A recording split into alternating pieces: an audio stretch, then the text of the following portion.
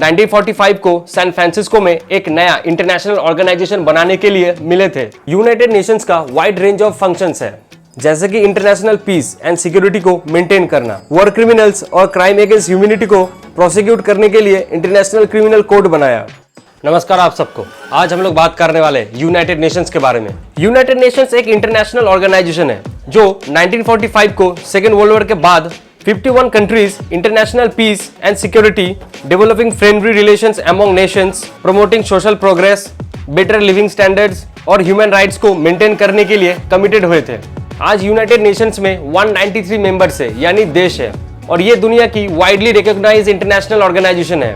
तो चलिए दोस्तों, आज की इस वीडियो में यूनाइटेड नेशंस को समझते हैं। अगर आप लोगों को ऐसे वीडियोस देखना अगर पसंद है तो इस चैनल को जरूर फॉलो या सब्सक्राइब कीजिएगा, और अगर आप ऑलरेडी कर चुके तो आपका बहुत बहुत धन्यवाद।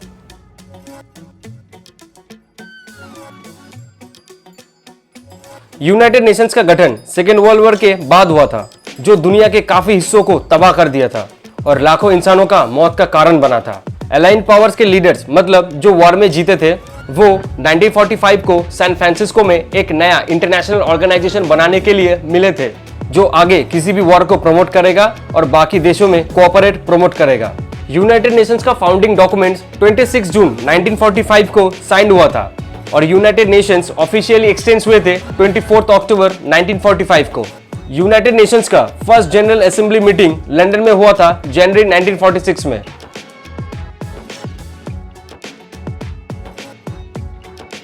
यूनाइटेड नेशंस 6 हिस्सों में बना है। पहला, general assembly. General assembly main deliberative assembly है यूनाइटेड नेशंस का। ये 193 मेंबर्स यानी देशों के साथ बना है और हर एक के पास एक ही वोट है। जनरल असेंबली साल में एक बार रेगुलर सेशन में मिलते हैं, बट ये किसी भी समय पर इमरजेंसी सेशंस बिठा सकते हैं। दूसरा, Security Council. Security Council primary हिस्सा है यूनाइटेड नेशंस का, जो कि international peace and security maintain करने के लिए रिस्पॉन्सिबल है।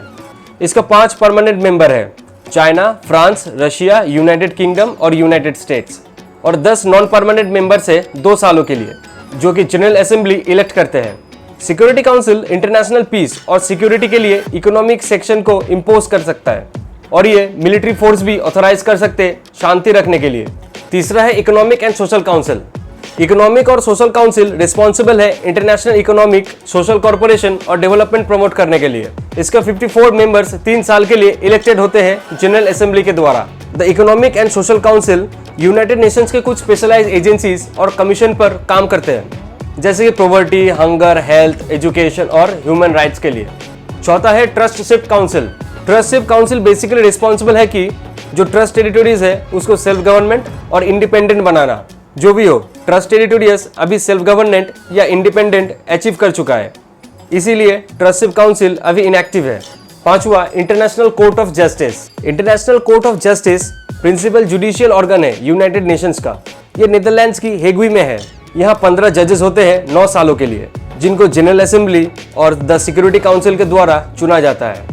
International Court of justice United Nations की जो मेंबर्स है उनके लीगल डिस्प्यूट्स पे बात करते हैं।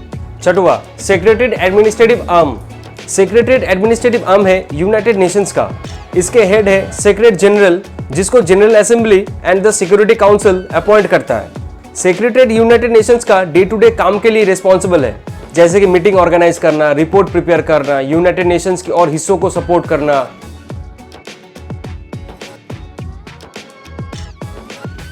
यूनाइटेड नेशंस का वाइड रेंज ऑफ फंक्शंस है, जैसे कि इंटरनेशनल पीस एंड सिक्योरिटी को मेंटेन करना, इंटरनेशनल कोऑपरेशन एंड डेवलपमेंट को प्रमोट करना, human rights and social justice को प्रमोट करना, एनवायरमेंट को भी प्रमोट करना।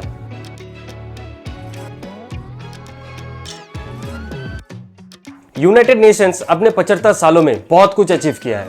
ये वॉर को रोकने में, डेवलपमेंट में, लोगों की जिंदगी को सुधारने में पूरे दुनिया में काम कर रहे हैं। यूनाइटेड नेशंस का कुछ यादगार अचीवमेंट्स भी है, जैसे कि कोल्ड वॉर को रोकना, मिलेनियम डेवलपमेंट गोल्स को एस्टैब्लिश किया, जो पूरे दुनिया में पॉवर्टी, हंगर और डिजीज को रोकने के लिए काम कर रहा है। वॉर क्रिमिनल्स और क्राइम अगेंस्ट ह्यूमैनिटी को प्रोसिक्यूट करने के लिए इंटरनेशनल क्रिमिनल कोड बनाया। साथ में क्लाइमेट चेंज के अगेंस्ट में भी अच्छा रोल निभाया।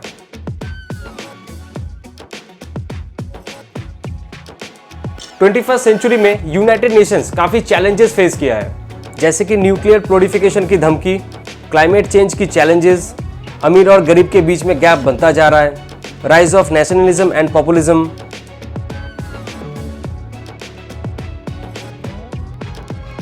यूनाइटेड नेशंस दुनिया की सबसे इंपॉर्टेंट इंटरनेशनल ऑर्गेनाइजेशन है।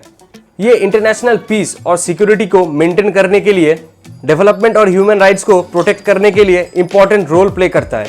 सामने बहुत सारे चैलेंजेस होने पर भी यूनाइटेड नेशन का रोल दुनिया के लिए काफी इंपॉर्टेंट है। उम्मीद है इस वीडियो से आप लोगों को बहुत कुछ जानने को मिला। अगर मैंने कोई भी चीज मिस कर दिया या ठीक से नहीं बताया तो आप लोग कमेंट बॉक्स में जरूर बताइएगा, क्योंकि ऐसे ही हम सब लोग एक दूसरे की मदद से बेहतर बन सकते हैं। वीडियो अच्छा लगा तो लाइक कीजिए और अपने दोस्तों के साथ शेयर कीजिए और इस चैनल को फॉलो या सब्सक्राइब जरूर कीजिए। मिलते हैं अगली वीडियो में। धन्यवाद आप सबको।